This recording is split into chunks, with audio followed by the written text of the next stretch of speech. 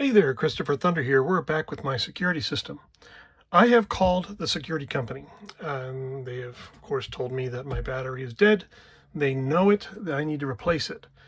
I'm going to be returning this battery to the battery people for recycling.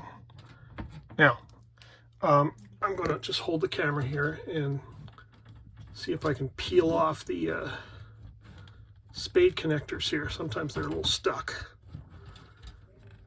And that one is really stuck. Let's see if I can get the ground one off. And do it while holding the... Okay, got the ground one off. You got to be careful when pulling by the wire, because you can actually pull a wire right out of the spade connector. And then you're not going to have a battery anymore.